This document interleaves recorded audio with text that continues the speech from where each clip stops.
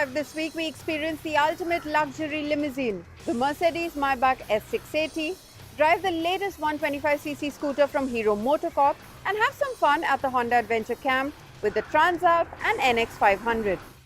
Hello and welcome to Overdrive. I am Soini Dutt. The Mercedes-Maybach S680 Night Series is what happens when stealth wealth meets quiet menace. In fact, it is the ultimate luxury limousine that money can buy. In fact, it is for people who make their money quietly but want to spend it loudly. Here's Rohit with all the details.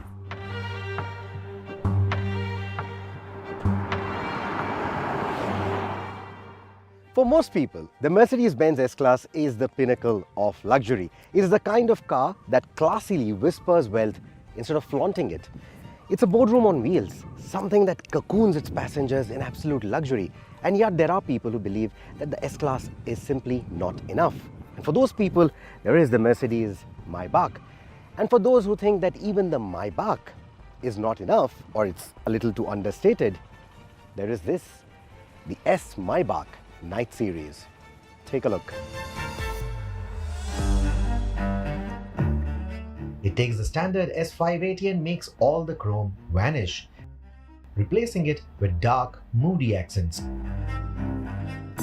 If the standard Maybach is a 7-star hotel on wheels, the Night Series is a VIP penthouse with a private elevator. Now you might assume that something called Night Series only comes alive after sunset. But no, this car shines even in broad daylight. And not just because of the dual-tone paint or the rose gold accents in the headlights. The dark chrome detailing, the intricate Maybach patterned wheels, and the sheer presence of this limousine ensure that it commands attention regardless of the time of day. The Night Series treatment strips the usual bright chrome from the grille, window surrounds, and even the Maybach badges, replacing them with dark chrome that gives the car an air of quiet menace. Even the Maybach emblem on the C-pillar gets a darker treatment, just in case you thought this was some regular S-Class. But the real piece de resistance, the wheels. They are not just luxury alloys, they are rolling works of art. And then there's the headlights, subtle rose gold detailing woven into the clusters, because Maybach believes even functional elements should exude opulence. If ever a car was designed to glow with understated luxury, this is it. I don't need to remind you, a Maybach is not something that you see often. A Maybach Night Edition, rarer still. But what is even rarer is this. It's a V12 under the hood. Yup, even in today's times, the V12 lives on. Not something that you hear often. And yes, it's running. And yes, it does come from AMG.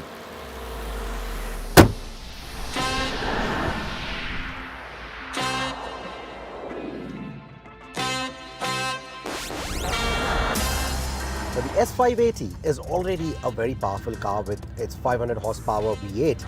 This V12 with those 4 extra cylinders puts out about 100 horsepower more, so that's over 600 PS of power. More importantly, 900 Newton meters of torque. Not like you will notice a difference between the already quick S500 and the even quicker S680, but for a car that weighs almost as a rich man's apartment in Mumbai, it's pretty quick. It decimates the 0 to 100 kmph run in 4.5 seconds. That's very, very quick. The cabin is so well insulated that even your thoughts feel muted. In fact, the only time you'll hear the engine, that beautiful, creamy, soft V12 burble, is when you actually go pedal to the metal. It doesn't roar and growl like an AMG would. There's a subdued confidence to it. Something like the punchline from Godfather. If you know, you know.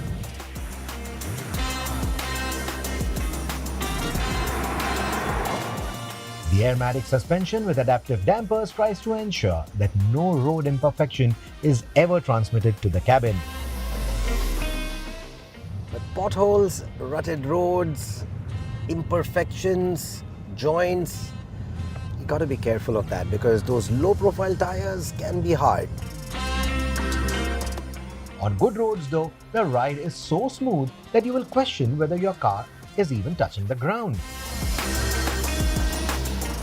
But don't mistake this Maybach to be a car that is only supposed to be driven in.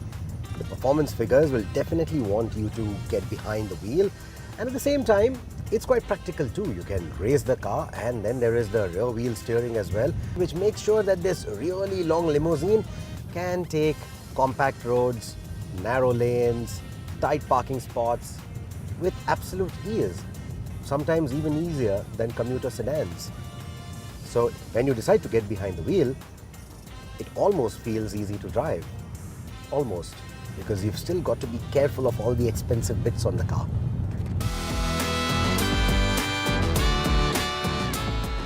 The moment you step inside, you realize this isn't any regular car. It's quite an experience. The rear seats recline further than an airline's first-class pod. The footrests extend, and the Napa leather and the wood trim remind you that you've made it big in life.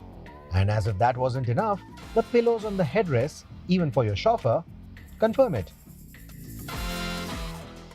The boss seats, both of them, get the screens. You also get a third screen to control most of the functionality around. You get switches in the roof to close the door so that you don't have to reach out for them. And speaking of reaching out, you don't even have to reach out for the seat belt because, well, there is a seat belt butler for it. It will fetch the seat belt for you. And the seat belt itself, it comes with its own airbag.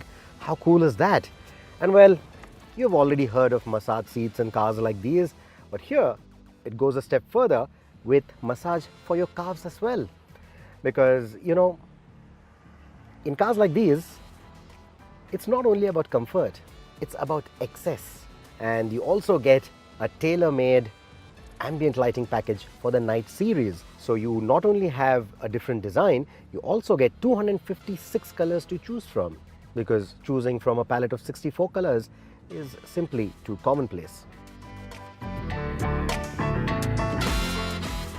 The Night series also introduces exclusive interior trim options like the herringbone carbon fiber inserts with rose gold accents, because regular carbon fiber is simply too mainstream.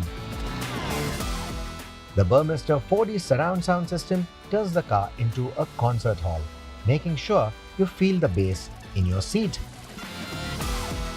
And not just that, you also get this refrigerator for your champagne bottles. And you can also specify silver-plated bespoke champagne flutes, which can very classily, very nicely go in here so that you can enjoy your bubbly on the move from those beautiful flutes, because having them in anything else simply feel uncivilized. The Maybach S680 Night series is what happens when subtle luxury meets quiet menace. It's for the kind of person who appreciates the finer things in life but prefers them in monochrome. This is the kind of car that moves with the elegance of a super luxury saloon, but with the urgency of a V8 powered AMG.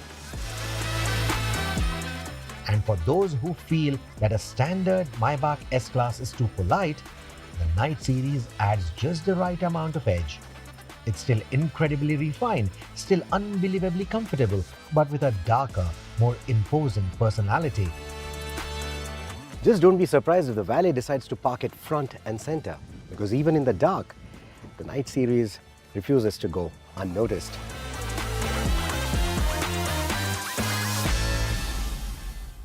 Time to head into our first commercial break here on the show, but coming up on the other side, we'll tell you all about the Hero Xoom 125 scooter. Welcome back, you're with us on Overdrive. There's a new entrant in the 125cc scooter segment from Hero MotoCorp that blends in the perfect mix of performance, style and safety. Let's check it out.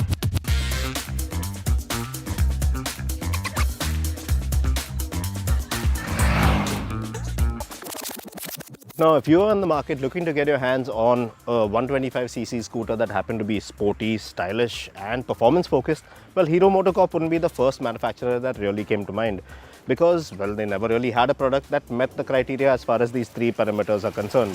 That was until now, when they came out with this scooter, the Hero Xoom 125.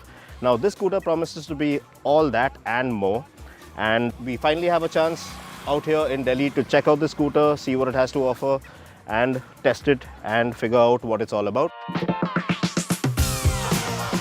Now, one might think that Hero is a little late to the game as far as 125cc performance-focused scooters are concerned. But then again, this one has a little more to offer in the way that it's configured. Starting off with the wheels. Now, this is the first 125cc scooter in its class to get 14-inch alloy wheels. So that's a real first. And it also gets these really cool sequential indicators that add a touch of class to the entire aura of it all.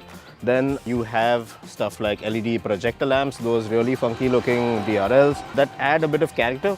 And now Hero say that this scooter has been designed or themed after a Falcon. The lines are really nice, smooth flowing panels. There's a nice flow to it from front to rear. Sporty looking and very modern at the end of it. There's no denying how awesome this scooter looks.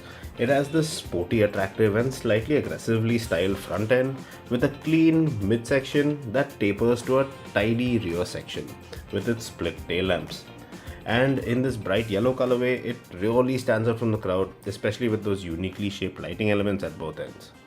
In terms of features, my favorite bits on here are the live range calculator and the 2 trips with average fuel consumptions on the LCD dash, which are nice to have around to check up on once in a while.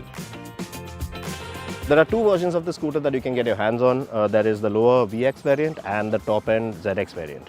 Obviously price difference, and this one that we have out here today is the ZX variant with the disc brake up front. Then you have turn-by-turn navigation, connectivity features thrown in there. You have Hero's start-stop technology, the i3S.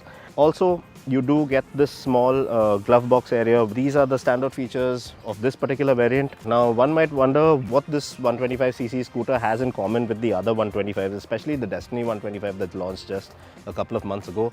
Well, to be honest, it's just the engine that is the same unit on there, because everything from the suspension to the chassis, everything is all new with this particular 125cc Xoom. So the way the CVT is configured, the suspension, when this one has a 41mm fork up front, the Destiny has, well, a 40mm fork, different spring rates, different setup altogether. The chassis also is all new to accommodate the same engine, but the configuration of the wheels, the suspension and the seat as well, everything is brand new with this scooter. Adding to the convenience factor is this external fuel filler lid. Now, under the seat, you have a decent amount of storage to work with. Hero claims that you can stuff in a full face helmet in there, but I tried with my AGV, didn't really work out. So half face helmet, more than sufficient space, and you have a nice light in the top end ZX version. Now, this engine is the same as that of the 125cc Destiny scooter that launched just a couple of months ago. But of course, this being the more performance-focused scooter, well, it's up on power and torque. Now, power figures are rated at around 9.9 PS of max power, and torque is rated at around 10.3 Nm.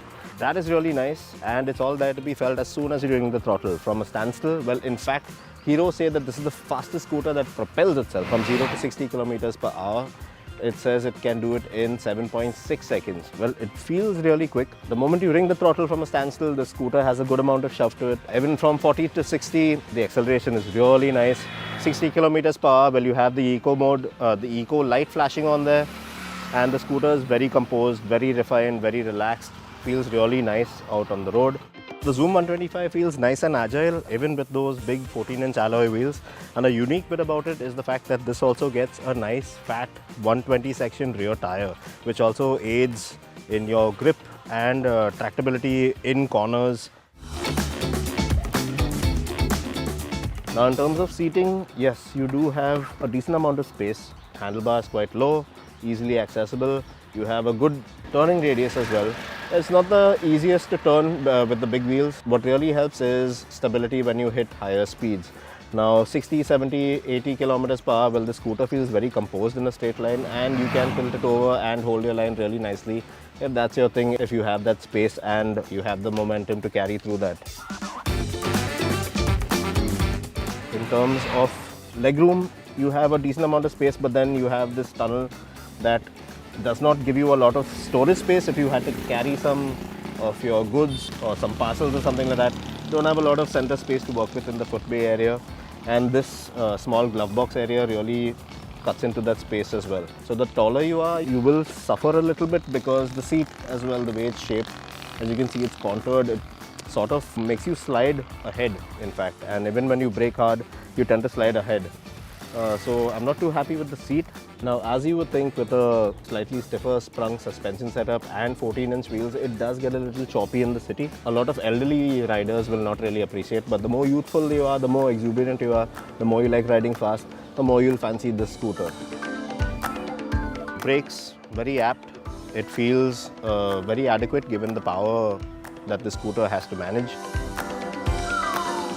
So yes, the Xoom 125 can be seen as a fun and exciting scooter in terms of its style, tech and performance, and it's pretty much unlike any other Hero scooter from before really.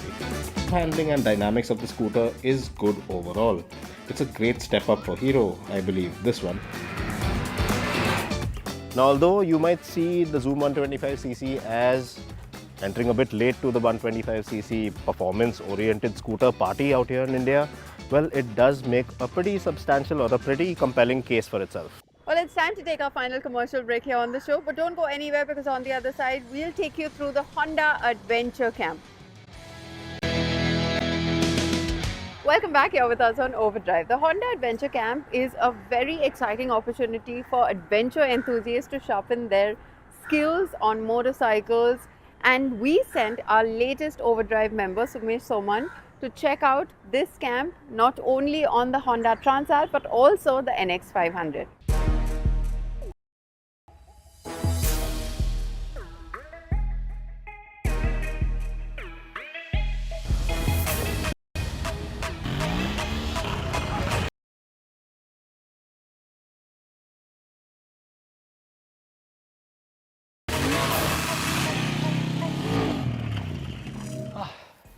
Sun in my face, sweating to the brim, a little fatigued as well, but at the same time, I have a here. Now, why is that? Simple, because I have been invited by Honda for an adventure camp at Ambi Valley. Now, I'll be riding two vehicles, the Transalp and this, the NX500. Now, riding off-road always puts your mind and body to test. It takes you to places, throws you off of your comfort zone, but at the same time, it shows you a picture of what you're capable of, where your skills are. But riding off-road gives you a thrilling experience which is unparalleled to anything else.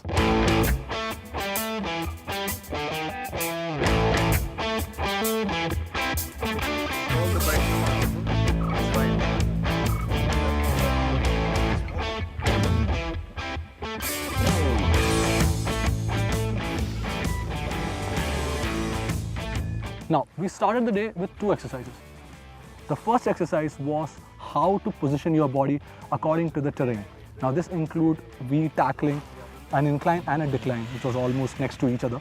That also shows that the chest actually comes up on top of the tank when you are climbing up. And similarly, when you're dropping on a decline, you have to shift the weight back. And with that, the braking also is adjusted. So when you're going up front, there are no brakes used. You have to gas it and you have to look up, not where the tire is, because if you keep looking at the tire, you're going to end up being in trouble. So this also translates to on-road and off-road, because whenever you are riding, you look where you want to go. You don't look at the tire.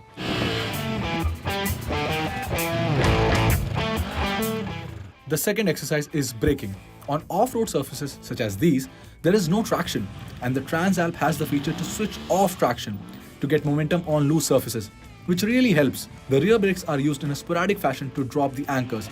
And the body position, it keeps shifting. Your legs act as suspension for your body, and you have to keep shifting weight either to the front or to the back according to the terrain you are negotiating with. Now, when we were let loose, there were two tracks. One track was done on the NX500, the other was done on the Transalp. The NX500 seemed to be a little more road-oriented with some off-road credentials, and that's how it behaved. The handlebar was a little more shorter when compared to the Transalp, and accordingly, it also doesn't give as much confidence as the Transalp does.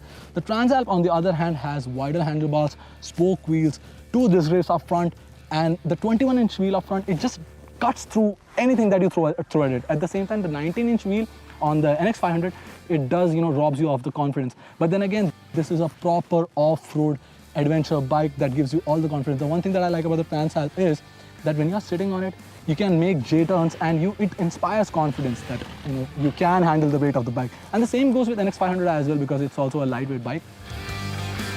The Honda Transalp is a very capable machine which actually makes adventure riding quite easy, which is the courtesy of a nice, wide and hefty handlebar which does not sway easily, and even the power from the engine, the throttle mapping, it is so smooth and refined. Even while standing up and riding, the handlebar position is such that you are in a comfortable spot. The suspension is on the supple side of things and soaks in all the bumps and undulations without breaking a sweat.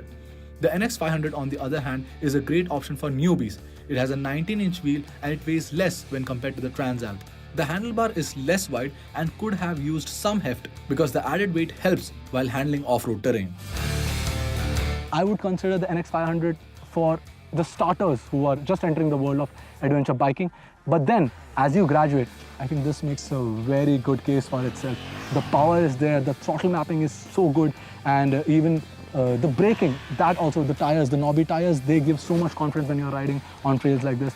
But then again, off-roading, or for that matter, any skill, it does not come in just one day. You have to keep riding, you have to keep going back to these trails weekend after weekend, day after day, to perfect your entire skill. But not just that, you have to also train your body.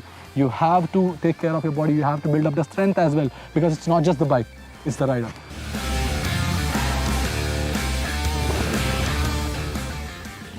With that, it's a wrap on this week's edition of Overdrive. But before we wrap up, from the entire Overdrive team, here's wishing you all, as well as your family, a very happy Holi.